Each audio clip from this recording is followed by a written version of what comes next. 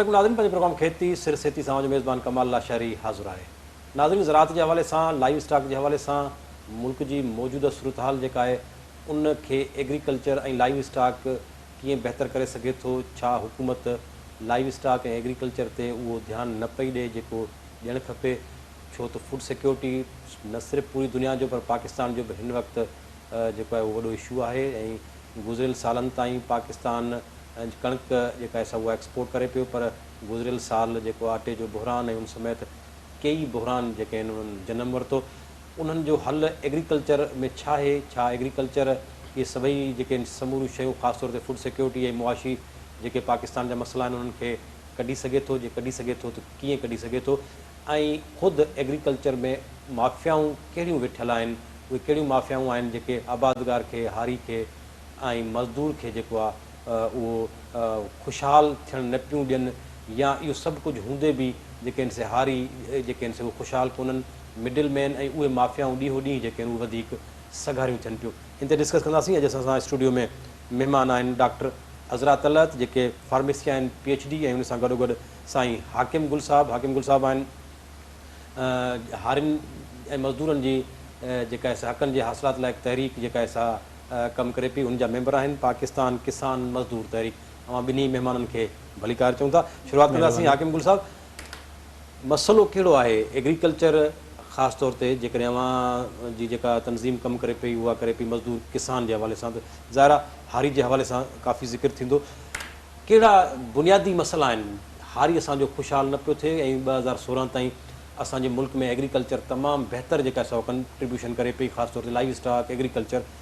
कहिड़ा मसइला थिया आहिनि जो असांजो हारी ॾींहों ॾींहुं बदहाल थींदो पियो वञे, मिडिल मैन ऐं सरमाएदार जेको आहे ऐं उहे माफ़ियाऊं जेके आहिनि उहे सघारियूं पियूं थियनि, कहिड़ा कहिड़ा बुनियादी इशू कहिड़ा कहिड़ा आहिनि? महिरबानी कमाल साहिबु, सभ खां अहम ॻाल्हि इहा जेको तव्हां सुवालु कयो आहे, इन सुवाल जो बुनियादी हिकिड़ो जेको जवाबु आहे उहो इहो आहे त ख़ुसूसन पाकिस्तान जे अंदरि जेको असांजो हारी आहे ऐं उन सां इस्तिसाल जेको कयो वियो आहे उहो ख़ुसूसन ज़मीनी हवाले सां आहे। मिसाल पाकिस्तान किसान मज़दूर तहरीक जेका आहे उनजो जेको हिकिड़ो मक़सदु आहे, उहो मक़सदु आहे त पाकिस्तान में उहे जेके नंढा हारी आहिनि या जेके बेज़मीन हारे आहिनि उन्हनि में बराबरी जे बुनियाद ते ज़मीन जी विरासत कई वञे, ऐं उहा बराबरी जे बुनियाद ते जॾहिं ज़मीन जी विरासत कई वेंदी त असांजो हारी यकीनन ख़ुशहाल थी वेंदो। जॾहिं त उनखे कंहिं बि हवाले सां इहे हक़ उनखे ॾिना वञनि ई कोन था, उनजो हर हवाले सां इस्तिसाल बि कयो वञे। हाणे उहो इस्तिसाल में जेके हथ मुलोस आहिनि उहे ख़ुसूसन हितां जा जेके ख़ासि तौर जेके टीं दुनिया जा जेके मुल्क आहिनि उन मुल्कनि में जेको अक्सर जेकी आबादी आहे उहा हारी मज़दूर जी उन्हनि जी आबादी आहे। उन्हनि त जेको कंट्रोल रहियो आहे शुरूआत दौर खां वठी करे उहो जागीरदार जो उहो कंट्रोल रहियो आहे, ऐं जागीरदार जे हथ में उहे सभई जागीरियूं आहिनि, मिल्कियतूं आहिनि, ऐं ख़ुसूसन हारीअ खे ख़ुशहाल थियल इन करे बि नथो ॾिनो वञे त शुरूआती दौर खां वठी मिसाल तौर ते तव्हां पाण जेकॾहिं अंग्रेज़नि दौर ते हलंदासीं त अंग्रेज़नि जे दौर में जेका जेको सख़्तु इस्तिसाल कयो वेंदो हारीअ मथां उहो पंहिंजनि खां करायो वेंदो। पंहिंजनि खां कीअं करायो वेंदो? उन दौर में जेके उन जा जेके शारता हूंदा या उन जा जेके ख़ासि माण्हू हूंदा उन्हनि खे पंहिंजो वेझो करे रखंदा हुआ। उन्हनि माण्हुनि खां नंढनि हारियुनि ते या बेज़मीन हारियुनि ते या उन जे वक़्त जे आम माण्हू ते उहो मुख़्तलिफ़ तरह जो ज़ुल्म कराईंदा, जबर कराईंदा ऐं पंहिंजूं मराहतूं हासिलु कंदा ऐं पंहिंजा जेके वसाइल आहिनि उन्हनि ते उहे कब्ज़ा करण जी कोशिशि कंदा, बल्कि कब्ज़ा करे विया। उन जे हवाले सां जॾहिं हू विया त उन खां अॻु में ज़मीनूं जेके हुयूं ज़मीनूं कंहिंजी बि न हुयूं, ज़मीनूं रियासत जूं हुयूं।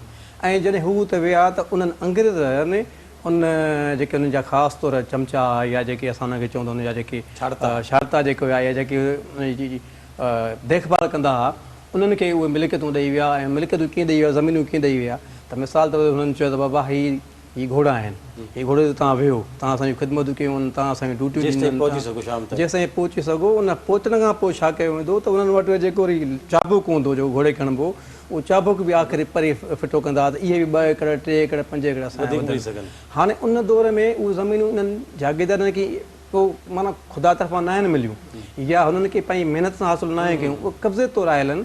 त पाकिस्तान किसान मज़दूर तरीक़े इहो ई चवे थी त इहे ज़मीनूं जेके आहिनि इन्हनि जागीरदारनि खां वठी करे असांजा जेके नंढा हारी आहिनि बेज़मीन हारी आहिनि इन्हनि में बराबरी जे बुनियाद ते विराई वञनि, तॾहिं असांजो हारी खुशहाल थी सघे थो ऐं ख़ुदि मुख़्तियार थी सघे। सही। अच्छा, उहो सिलसिलो ईअं खणी चऊं त अॼु ताईं जेको आहे उहो हलंदो पियो अचे। असांजो जेको हारी आहे, अॼु बि अवां ॾिसो त उन्हनि खे का ज़मीन जेका आहे मिले कोन थी। अॼु बि जेकॾहिं हुकूमत ऐलान करे थी त उहे बि वरी उन्हनि जा पंहिंजा माण्हू जेके आहिनि उन्हनि जे नालनि ते, चाचनि मामनि सोटनि जे नाले ते उहे ज़मीन उन्हनि खे मिलनि पियूं, पर असुलु हारी अॼु बि जेको आहे उन हक़ खां जेको आहे उहो हक़दार नथो थी सघे। ईअं खे चइजे त उहो तसलसल जेको अञा ताईं अॼु ताईं जारी आहे। इहो इन सवाल सां जेके पाण इनखे लिंक कयूं साईं, जेके रिफॉर्म्स पाण वटि थिया आहिनि, रिफॉर्म जेके थिया आहिनि उहे असां वटि नाले मातारी या जेके लिखत में तूं अचनि पिया पाण रिफॉर्म्स ईअं थिया आहिनि। मिसाल हिकिड़े इलाइक़े जो हिकिड़ो अहिड़ो ताक़तवर माण्हू आहे ऐं उन इलाइक़े खे चयो वियो आहे तव्हांजे इलाइक़े में, तव्हांजे ज़िले में, तव्हांजे रीजन में असां रिफॉर्म्स करणु चाहियूं था। त उतां जे माण्हू छा कयो, उतां जेके हारी हुआ, जेके हेठि लेवल जा माण्हू हुआ, उन्हनि खां कार्ड हासिलु कया, कार्ड हासिलु करे उहे पाण वटि रखिया ऐं नाले सभु ज़मीनूं उन्हनि जे हिते आयूं, कब्ज़ा वरी उन्हनि जा ई आहिनि। तंहिंजे करे तव्हांजी ॻाल्हि बिल्कुलु सही आहे त इन रिफॉर्म जेके थिया आहिनि इहे माना असां खणी चऊं ॿ नंबरीअ बुनियादी या नक़ल बुनियादी रिफॉर्म थिया आहिनि। सिर्फ़ु नाले में रिफॉर्म, उन्हनि हारनि खे पंहिंजे हक़ न आहिनि मिली सघिया ऐं नई हारनि खे हक़ मिलण जे सही हू हक़ में आहिनि। अच्छा, इहो सम्झिजे थो जेकॾहिं असांजो मुल्क त ज़रई मुल्क आहे, हाणे ज़रई मुल्क में जेकॾहिं असांजो इहो ई तसलसल हले थो, असांजो जेको आबादगार आहे, जेको हेठे तबिके जो मज़दूर आहे, हारी आहे, उहो जेकॾहिं मुआशी तौरु बहितर न थींदो त पोइ असांजे मुल्क जूं हालतूं जेके आहिनि उहे त ॾिसो पिया न। हाणे माण्हू ज़मींदारी खां, हारपे खां, ॿनी खां हाणे पासीरो थींदो शहर ॾे अचे पियो। सम्झो था त इहो हिकिड़ो वॾो सोसाइटी जो भंजराह थींदो ऐं असां एग्रीकल्चर खां परे थींदा। असां त बुनियादी तौर ते आहियूं ज़रई मुल्क। ज़रई मुल्क में असां सां इहा हालत आहे त असां ऑटो ॿाहिरियां घुरायूं था, असां खोड़ जेके एटम्स आहिनि जेके असां पैदा थियनि था उहे ॿाहिरियां घुरायूं था। हिकिड़ी उहा माफ़िया उन्हनि में सरगर्म आहे जेका इम्पोर्ट एक्सपोर्ट जे कारोबार में पंहिंजा हेॾो वञे त पैसा कमाइनि था, अचे त पैसा कमाइनि था। त ईअं जेकॾहिं हुकूमत जो इहो ई रवैयो रहे थो त असांजो मुल्क त अञा ख़ुशहाली त न, असांजो बदहाली ते पहुतल आहियूं, अञा वधीक बदहाल थींदासीं। सही था चओ। सही, इन जो तव्हांखे मां ताज़ो मिसाल ॾियां न, मूं वटि डेटा पई आहे। अच्छा, डेटा इहा असांजी कोन्हे, डेटा आहे। मिसाल तौर ते 2000 में जेके असां वटि एग्रीकल्चर फार्म हुआ 1170 फार्म हुआ ऐं उन 1170 फार्म में जेका असांजी टोटल एरिया जेका हूंदी उन मूं वटि मुकमल डेटा आहे न। लख जी तइदाद में तक़रीबन 32 लख ऐं 93,000 इन तरह जी उहा असां वटि उहा एग्रीकल्चर जेका आहे उहा एरिया हूंदी ऐं उन में जेका वरी जेका पोखी कई वेंदी, पोखाई हवाले सां हुई, उहा बि तमामु घणी हुई। हाणे जेका 2013 में वरी जेका उनजी डेटा आई आहे 1171 मां ख़तमु थी करे 1115 ई बचिया आहिनि। हाणे उहे छो बचिया आहिनि? उते मिसाल तौरु तव्हां वारो सुवालु त मिसाल तौरु उते त बिल्डर माफ़िया अची विया आहिनि, सोसाइटियूं अची वियूं आहिनि, इंडस्ट्रीज़ ठही वियूं आहिनि, कंपनीज़ ठही वियूं आहिनि, मुख़्तलिफ़ क़िस्म जी फैक्ट्री ठही वियूं आहिनि। हाणे उहे इंडस्ट्रीज़ या उहे कंपनीज़ या उहे फैक्ट्रीज़ या उहे बिल्डर्स तव्हां असां मां त कोन्हनि, उहे हारनि मां त कोन्हनि, उहे मज़दूरनि मां त कोन्हनि, उहे उन्हनि मां ई आहिनि। मिसाल तौरु ते असां जेको चवंदा आहियूं त अमीर तबिको जेको आहे उहो अमीर मां अमीर पियो थींदो वञे इन्हनि जी सूरत हाल जे करे, ऐं ग़रीब जेको तबिको आहे गरीब थींदो पियो वञे। सही, इहा ई सूरत हाल आहे। डॉक्टर साहब, आप बताइएगा कि क्या सबब है हम दूध की प्रोडक्शन में हम अच्छे नंबर पर हैं, लेकिन एक हल्का कहता है कि दूध हमारा जो है वो खुला दूध जो है वो इस काबिल नहीं है कि सेहत के मयार के। कुछ लोग हैं कि वो पैकिंग की तरफ जा रहे हैं। क्या इसमें भी कोई वही माफिया मुलविस है या कोई और चक्कर है? क्या दूध के हवाले से आप काइंडली थोड़ा आगाह कीजिएगा। बहुत शुक्रिया कमाल साहब, बहुत अच्छा सवाल है आपका। जैसे कि अभी हाकिम गुल ने, जो कि पाकिस्तान किसान मजदूर तहरीक के मेंबर हैं, उन्होंने बड़े तफसील से बताया ज़मीन का एक पूरा हमारी जो सियासत है। तो इस मुल्क में यूँ समझें कि जो कुछ बड़े बड़े ग्रोह हैं जो इस मुल्क की मईशत को और सियासत दोनों को वो अपने कब्ज़े में रखते हैं। तो जो मईशत के हवाले से एक बहुत बड़ा ग्रोह है उसको हम कॉरपोरेट लॉबी कहते हैं, जो कि इंटरनेशनल लॉबी है ना। बड़ी बड़ी बहुत बड़ी समझे साम्राज्यी कंपनियां हैं जिन्होंने कई ऐसे कवानीन ना सिर्फ पाकिस्तान के लिए बल्कि पूरी तीसरी दुनिया के लिए ये कवानीन बनाए हैं। और इन कवानीन का जो बुनियाद है वो एक आलमी इदारा है, वर्ल्ड ट्रेड ऑर्गेनाइजेशन WTO जो है, उसने ऐसे कवानीन बनाए हैं दूध के हवाले से, जिसमें 2 कवानीन हैं, sanitary and phytosanitary mechanisms, और एक और है TBT, technical barriers to trade. ये दोनों कवानीन दूध के ऊपर खुराक पर इन जनरल लागू होते हैं, लेकिन दूध पर ख़ास करके। अब ये कवानीन जो क्यों बनाए जा रहे हैं? क्योंकि दूध जो है एक खालिस कुदरती शय है, जो एक बहुत बड़ी नेमत है हमारे मुल्क के लिए। आपको पता है कि हमारे यहाँ फूड सिक्योरिटी इंतहा से ज़्यादा है। पूरा तकरीबन हमारे देहात में जो लोग रहते हैं वो खुराक के बहरान का सामना कर रहे हैं। अब या गंदम की खुराक सही। का सबको पता है, तो उनके बलबूते हम चौथे नंबर पे हैं दुनिया में दूध पैदा करने वाले ममालिक में से। और हमारे यहाँ जो दूध है उसकी क्वालिटी इंतहाई अच्छी है, क्योंकि बहुत हाई फैट मिल्क है। उससे हम कौन कौन से बाई प्रोडक्ट्स बनाते हैं, हम उससे मक्खन बनाते हैं, मलाई बनाते हैं, हमारी सारी मिठाई की दुकानें उससे चलती हैं, हम लस्सी पीते हैं। माशाल्लाह आज रमज़ान शुरू हुआ है, तो रमज़ान में आपको पता है कि सुबह भी दही, शाम में भी दूध के प्रोडक्ट, शरबत, लस्सी, ये सब कुछ कहाँ से आता है? यहीं से आता है ना। अब कंपनी का दूध कौन सा होता है?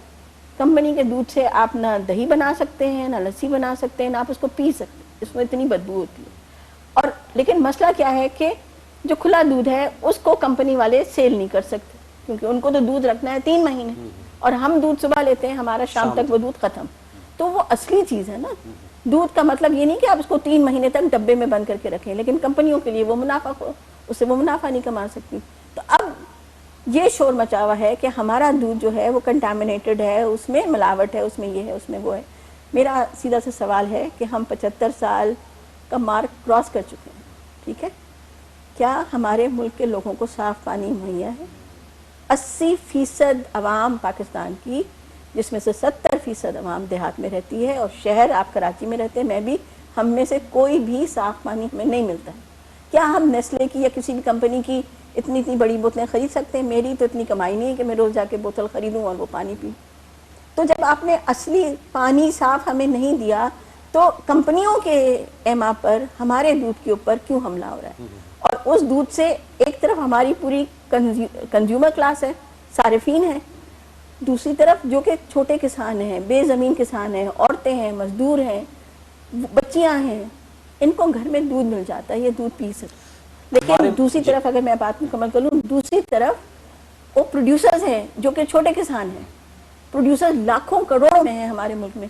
आप उनकी रोज़ी ख़त्म कर रहे हैं किसके लिए? बड़ी बड़ी कंपनियों के लिए।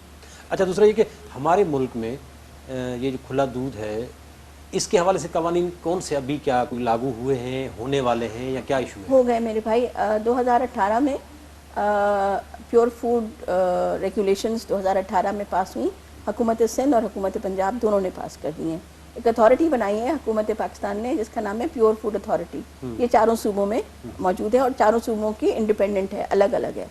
अब पंजाब ने सबसे ज़्यादा इस पे इशू खड़ा किया हुआ है, और वो लोग कह रहे हैं कि हम लाहौर में सबसे पहले कदम उठाएंगे और वहाँ पे खुला दूध, जो कि कुदरती और साफ़ सुथरा दूध है, उसको नहीं बिकने देंगे, बल्कि अब हम पैस्चराइज करके दूध बेचेंगे। ठीक है?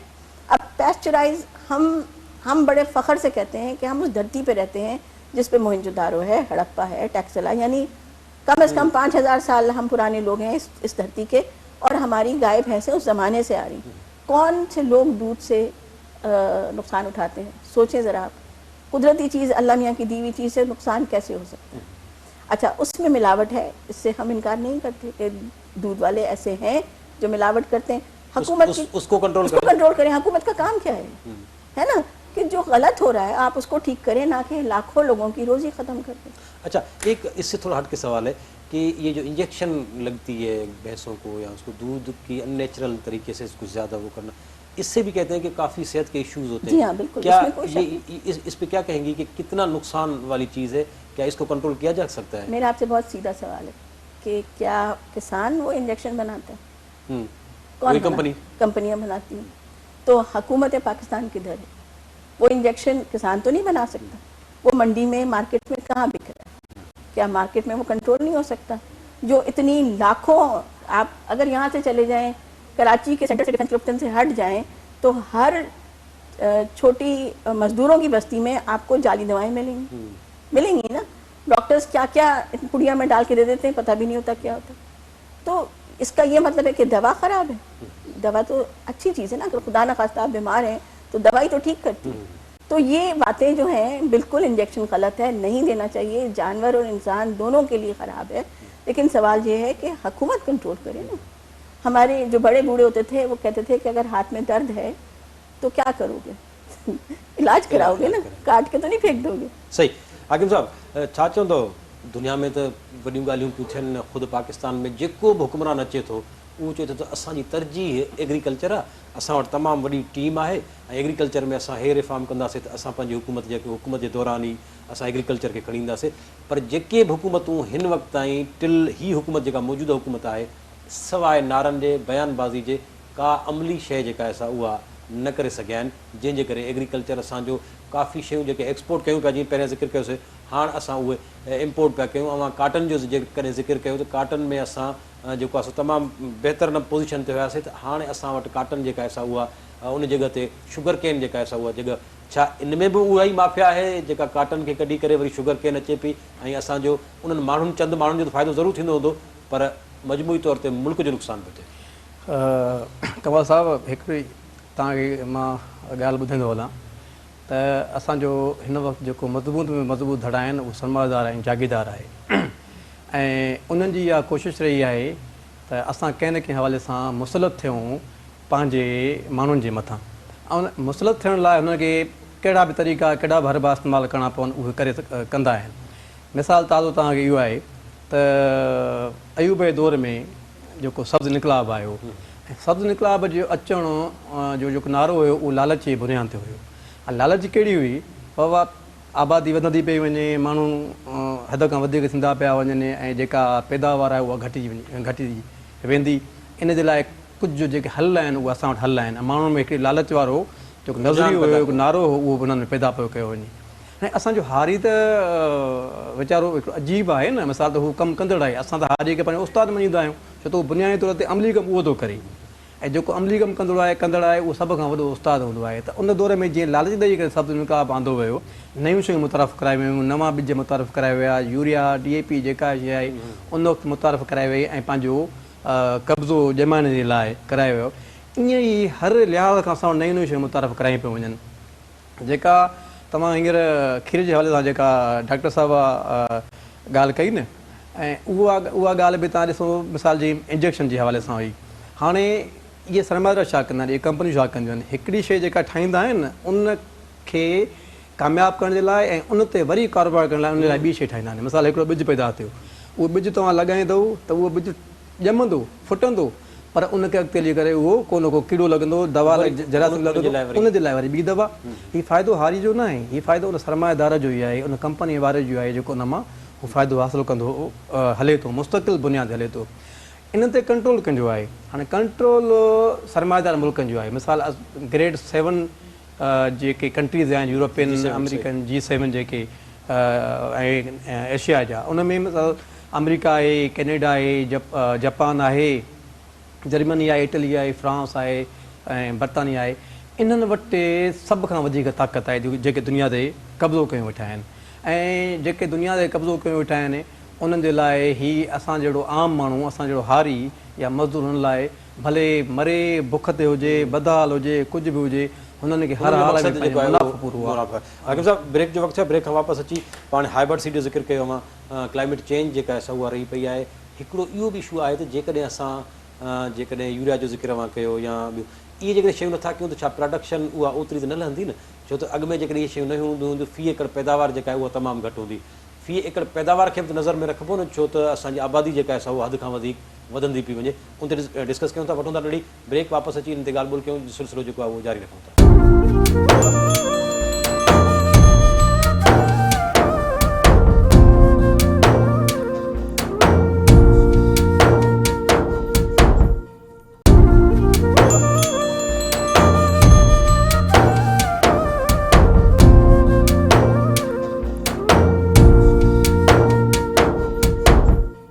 ॿीहर भली कार नाज़रीन ॻाल्हि ॿोल जो सिलसिलो जारी रखूं था। इंतिहाई अहम मौज़ू ऐं उन सां गॾोगॾु जेके दरपेश मसइला आहिनि हिन वक़्तु ख़ासि तौर ते हूं त पूरी दुनिया खे, पर पाकिस्तान जो पाण ज़िक्र कयूं पिया त उन्हनि में जेके इलाही मसइला आहिनि जिते हारियुनि मज़दूरनि जो जेको इस्तेसाल थिए पियो, उन में उहे माफ़ियाऊं जेके मौजूदु आहिनि। हीअ हुकूमत एग्रीकल्चर जे हवाले सां अचण सां ई सदाईं पंहिंजा जेके उहे नारा हणे पई, पर उनजी तरजीह जेका आहे उहा एग्रीकल्चर न, पर उहो सरमाएदार तबिको आहे जेको चाहे थो उन शयुनि खे इम्पोर्ट ऐं एक्सपोर्ट करने के हवाले से।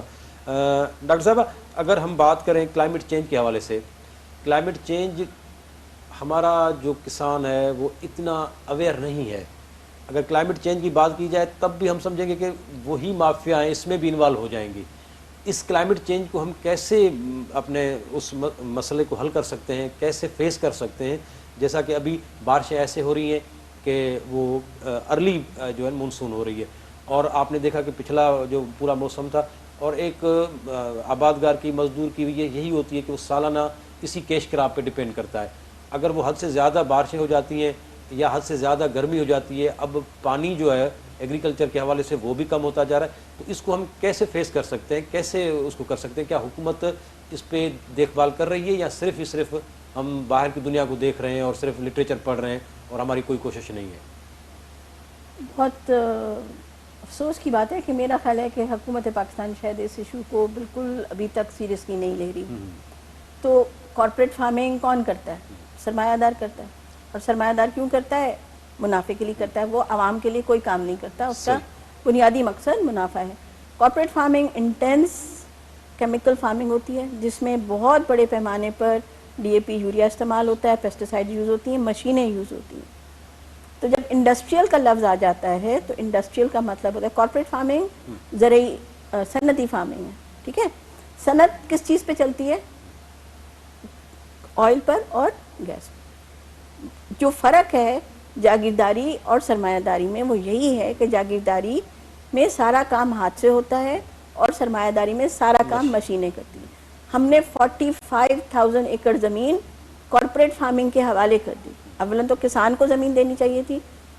ہمارے پاس دیتے ہیں اسی طرح دیتے ہیں آپ نے سن لیا نا, وہ تو آپ نے سن لیا کیسے دیتے ہیں, اور کھلے عام فخریہ دے دیا 45,000. کچھ تو سوچنا چاہیے تھا کہ جس ملک میں اتنے بڑے پیمانے پر پچھلے سال بربادی آئی ہے جس سے ابھی تک ہم نکل نہیں سکے. ہمارے کسانوں کا کیا حال ہے؟ پورے خیرپور میں, شکارپور میں کئی جگہوں پہ ابھی بھی پانی کھڑا ہوا ہے. تو ہم کیوں نہیں ان کی طرف متوجہ ہو رہے ہیں؟ اس کا حل کیا ہے؟ اس کا حل یہ ہے کہ آپ بنیادی بغیر کیمیکل اشیاء کے کھیتی باڑی کی طرف جائیں. اس کا نام ہے ایگرو ایکالوجی. ایگرو ایکالوجی میں آپ جیسے کہہ رہے ہیں کہ پر ایکڑ ایلڈ جو ہے پیداوار ہے وہ کم ہو جائے گی. ٹھیک ہے, کم ہو جائے گی, لیکن اگر کم ہوگی تو ہم اس کے لیے اگر زمینیں ہمارے ہاتھ میں ہوں تو ہمارے لیے کوئی ایشو نہیں ہے. انشاءاللہ ہم اس کو کور کر سکتے ہیں. اس وقت آپ کی زمینوں پہ کیا اگا رہے ہیں؟ جیسے نے بات کی شوگر کین کی, گنا اگا رہے ہیں. گنا اس لیے اگایا جا رہا ہے کہ کپاس جو ہے وہ بارش کی وجہ سے تباہ ہو رہی ہے. ٹھیک ہے, تو کلائمیٹ چینج کا ڈائریکٹ اثر ہے ہماری زراعت پر اور ہماری انڈسٹری پہ کہ کاٹن میں اس وقت ہم لوگ ڈیپ ڈائیو نیچے ہوئی ہے. بالکل پروڈکشن نہیں ہو رہی کاٹن کی, کیونکہ کلائمیٹ چینج کی وجہ سے بہت سے بڑے بڑے جاگیردار اب کپاس لگانے سے گھبراتے ہیں. اس کی جگہ کیا لگا دیا؟ Sugar cane. Sugar can say کیا بنا رہے ہیں؟ Bio ethanol. ٹھیک ہے, جو کہ یہ لوگ گاڑیوں میں ڈالتے ہیں. گاڑی کیا کسان کے پاس ہوتی ہے یا سرمایہ دار کے پاس ہوتی ہے؟ گاڑی کیا شہروں میں ہوتی ہے یا گاؤں میں ہوتی ہے؟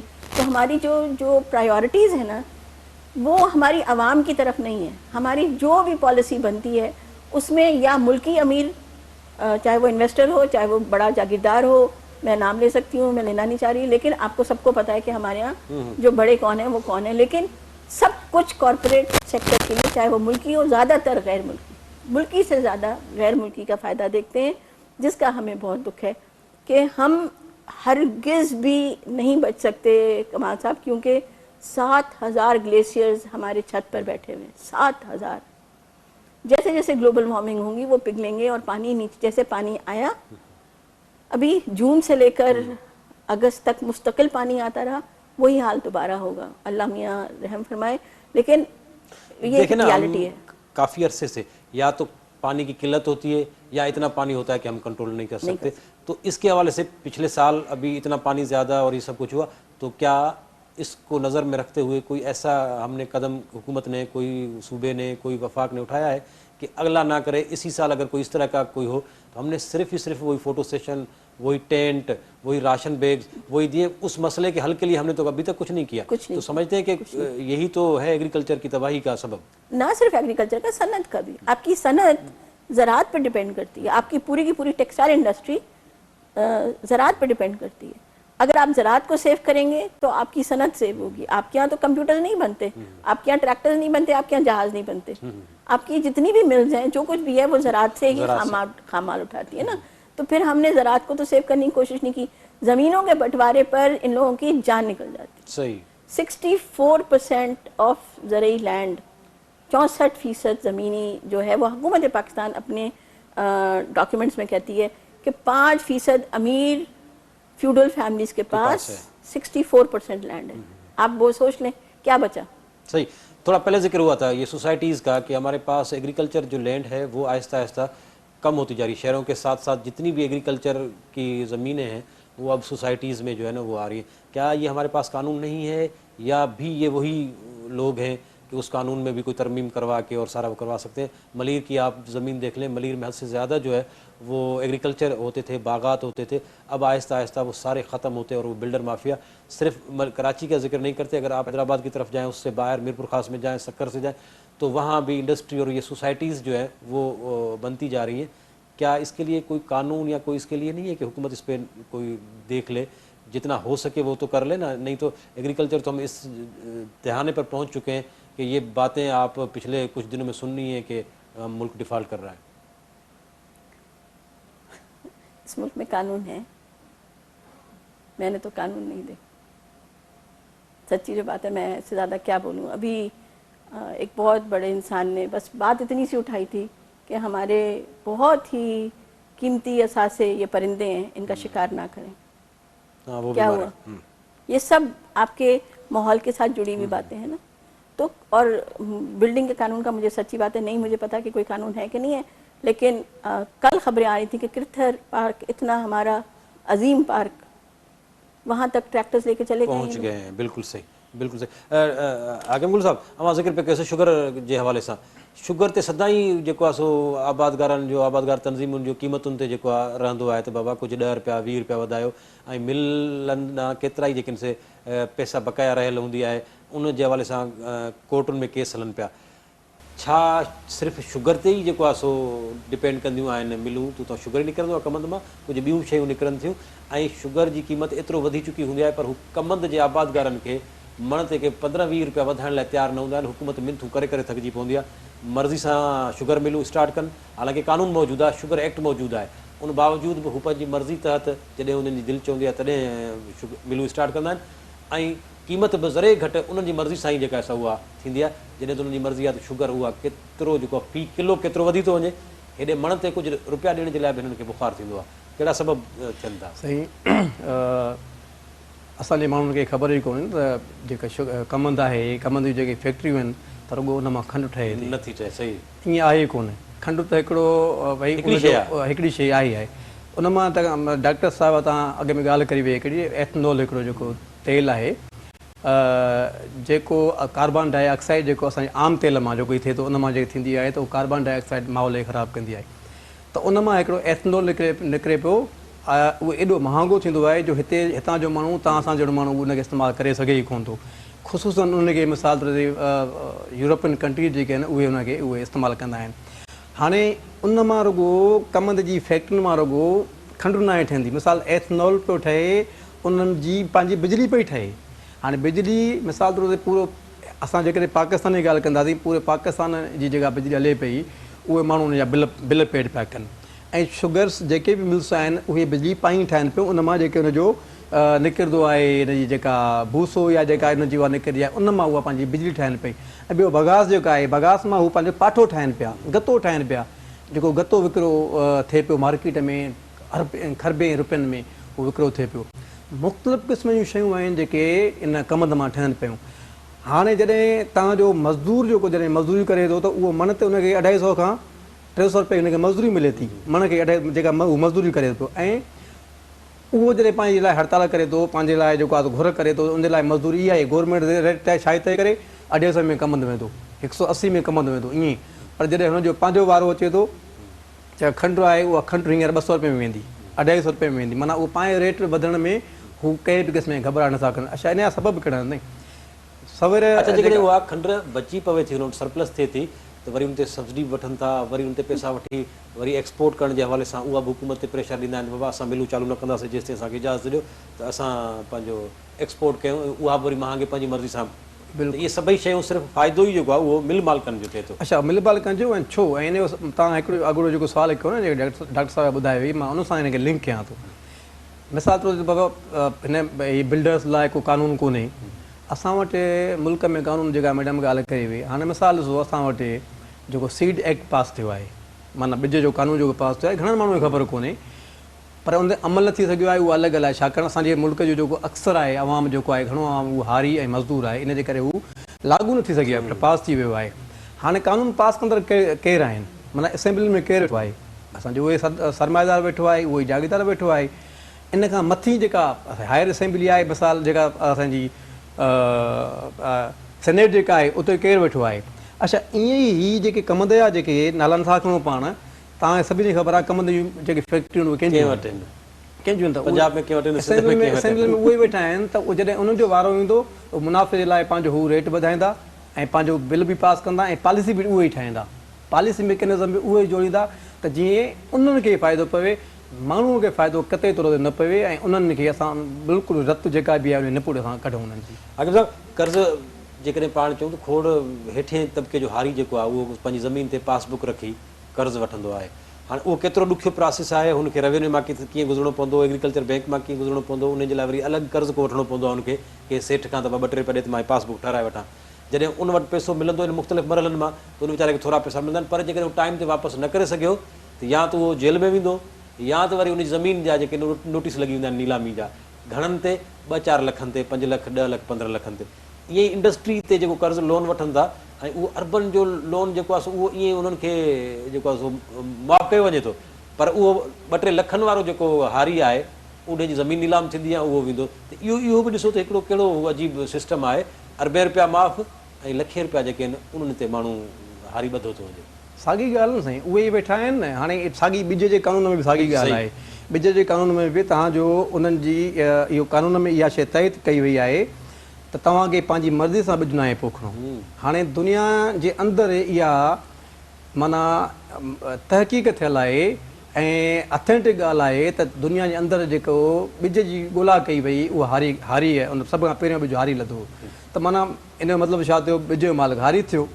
हाणे जॾहिं ॿिज जो मालिक हारी थियो ऐं उन हारी जे मथां इहा पाबंदी हई वञे, तूं पंहिंजी मर्ज़ी सां को ॿिज नथो लॻाए सघीं, तूं पंहिंजी मर्ज़ी सां इन ॿिज जी मटासट नथो करे सघीं, तूं पंहिंजी मर्ज़ी सां इहो ॿिज कंहिंखे ॾेई नथो सघीं, तूं पंहिंजी मर्ज़ी सां कंहिंखां ॿिज वठी नथो सघीं, तूं पंहिंजी मर्ज़ी सां रेट नथो तय करे सघीं। जेकॾहिं ईअं कंदे ईअं तोखे करिणो पवंदो त 6 महीना सज़ा, पहिरें हुन में 6 महीना सज़ा ऐं उन ते 2 लख रुपया या लख रुपया उन ते उहो ॾंढु आहे। पर हू अञा न मुड़ियो, इहो कानून थो ॿुधाए, सीड एक्ट जो कानून आहे उहो थो ॿुधाए, ऐं अञा न मुड़ियो त हुनखे उहा सज़ा जेका आहे उहा डबल कई वेंदी। हाणे हीउ किथां जो इंसाफ़ आहे? पर इहो साॻियो सीड जेकॾहिं का गैर रजिस्टर अनरजिस्टर कंपनी 2-3 रुपया ॾेती लेती करे, उहा जंहिंखे सिंध में उहा हिकु त रजिस्टर्ड ई कोन्हे, उन ते टैग लॻल ई कोन्हे को, उहो अची हिते असां वटि विकिरो कनि था ऐं आबादगार असांजो उहो महांगो सीड वठे थो। ॿीड़ ते सीड जेको आहे उहो ज़मीन में जेकॾहिं असांजी काटन जी असां ज़िक्र कयूं, काटन जो बाबा फी एकड़ जेको आहे तव्हांखे 10 किलो 15 किलो, उते जेकॾहिं आबादगार असांजो 20 किलो विझे थो त बि 50% जर्मिनेशन आहे, ॿिज जेको आहे उहो 3rd क्लास ॿिज आहे। उन बावजूदि उहे कंपनियूं जेके रजिस्टर्ड बि न आहिनि, जेके गैर क़ानूनी आहिनि, उहे अची हिते कारोबार कनि थियूं, उन्हनि जे लाइ को कानून कोन्हे को, उन्हनि ते का बि जेका सज़ा लागू नथी थिए, छो त उहे ज़ाहिरात ॾेती लेती करे ऐं पंहिंजा करे पहुचनि था। हारी जेको आहे उहो ॿिज नथो करे सघे। थोड़ा मैं कुछ जी जी कहूं? जी, ये जो हाकिम ने अभी पूरा कानून बताया है, प्लांट ब्रीडर्स राइट्स एक्ट एक है, दूसरा सीड एक्ट है, दोनों 2016 में शायद या 15-16 में 2015 में। ये भी WTO में एक बहुत बड़ा कानून है, trade related aspects of intellectual property rights, trips का कानून है। मैंने फार्मेसी में इसी के ऊपर अपना पूरा PhD किया था, इसीलिए मैं इस शोबे के साथ इतना जुड़ी कि ट्रिप्स का कानून ये है जो कि गैर मुल्की कंपनियों के मफाद में दोबारा से है कि उनकी बीज है और हमारी बीज अब नहीं है, क्योंकि हमें ग्रीन रेवोल्यूशन, जब इन्हें सब्ज इनकलाब की बात की हाकिम ने, सब्ज इनकलाब के बाद हमारे पास देसी बीजें बची नहीं। वो धरती जो कि 5000 साल से खेती बाड़ी कर रही थी, अब हमारे पास कपास की, सब्जियों की, टमाटर की, किसी शय की बीज नहीं है, चावल। अब फिर अगर कल को लड़ाई हो जाती है, जो अभी इतनी जंग चल रही है पूरी दुनिया में, कल को अमेरिका कह दे और यूरोप कह दे कि हम पाकिस्तान को बीज नहीं देते, तो ये कहाँ से खाएंगे? बिल्कुल। हाइब्रिड सीड का आप देखें कि चंद साल पहले अगर वो आई 1 किलो की 2000 रुपये वो दे रहे थे, चावल की अगर बात करें तो वो अचानक 1 साल के बाद वो 7000 हो गया। अब उनकी मर्जी है कि वो 7000 वाली 20000 कर दें या ना दें। तो ये ज़ाहिर है उनकी जो है ना वो है। बिल्कुल। प्रोग्राम के आखिर में क्या आप कहेंगी कि कौन सी चीज़ें हंगामी बुनियादों पर ऐसी करें जिसमें हम एग्रीकल्चर, लाइव स्टॉक और अपने मुल्क की बेहतरी के लिए जाएँ? मैडम आप पहले बताइएगा तो फिर मैं हाकिम के पास जाता हूँ मुख्तसरन। बहुत सीधी सी बात है कि हमारा जो नारा रहा है मुस्तकिल वो है खुराक की खुद मुख्तारी। मैं सिर्फ किसानों के हवाले से बात करती हूँ। खुराक की खुद मुख्तारी, हमें अपना उगाना चाहिए और अपना खाना चाहिए। उसके लिए अहम तरीन जो आपने करना है कि गैर मुल्की कवानीन जो कि बड़ी मुल्कों की G7 मुल्कों की उनकी कंपनियों के लिए बन रहे हैं, उनको रोकथाम दिया जाए। हमारे किसानों को बुलाकर उनसे पूछा जाए कि ज़राअत का कानून और ज़राअत की पॉलिसीज़ कैसे होंगी।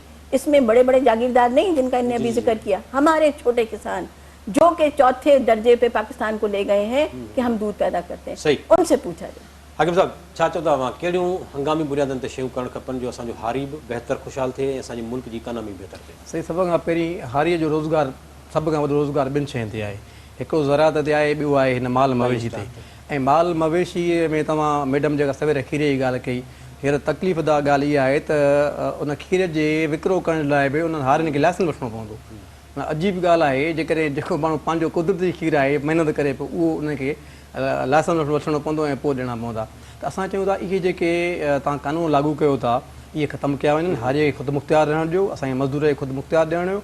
उन्हनि वटि पंहिंजा इख़्तियार हुजनि, ज़मीन जी मालिकी उन्हनि वटि हुजे ऐं ज़मीन जेका कब्ज़े में थियल आहे उहा ज़मीन वापसि वठी करे उन्हनि में बराबरी जे बुनियाद ते उहा विराई वञे। असांजो घुर जेका आहे असांजी इहा ई आहे। वरी महिरबानी अवां ॿिन्ही महिमाननि जी, वक़्तु जेको आहे उहो पूरो थियो। जेकॾहिं पाण अलॻि अलॻि कंहिं शइ ते डिस्कस कयूं, ज़ाहिर आहे त अहिड़ा मौज़ू आहिनि जिन ते काफ़ी टाइम खपे थो, पर प्रोग्राम जो वक़्तु पुॼाणी ते पहुतो। नाज़िम, इंतिहाई अहम काराइतियूं ॻाल्हियूं ऐं मज़दूरनि हारियुनि जे हवाले सां, ख़ासि तौर ते असांजी एग्रीकल्चर जेका आहे जंहिं ते हाणे आहिस्ता आहिस्ता ग़ैर मुल्की कानून जेके आहिनि उहे मुसलत थींदा पिया वञनि, जंहिंखां पोइ असां सिर्फ़ु मोहताज रहिजी वेंदासीं उन्हनि कंपनियुनि जा, उन्हनि सेठनि जा, उन्हनि मुल्कनि जा, त उहे असांखे ॿिज समेत मुख़्तलिफ़ शयूं ॾियनि था या नथा ॾियनि। अलाह न करे अहिड़ियुनि हालतुनि में जेकॾहिं का जंगी सूरत हाल थिए थी, असां ते के पाबंदियूं लॻनि थियूं, त असां वटि पंहिंजी शइ पैदा करण जे हवाले सां बि कुझु न हूंदो। हुकूमतुनि खे इन्हनि शयुनि ते ग्राउंड रियलिटीज़ ते जेको आहे सो ॾिसणु खपे त असांजो आबादगार, असांजो हारी जेको आहे उहो ख़ुशहाल कीअं थींदो।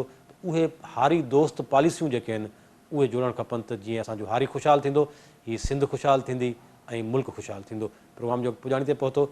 मेज़बान कमाल लाशारी खे ॾींदा इजाज़त। अला वाही।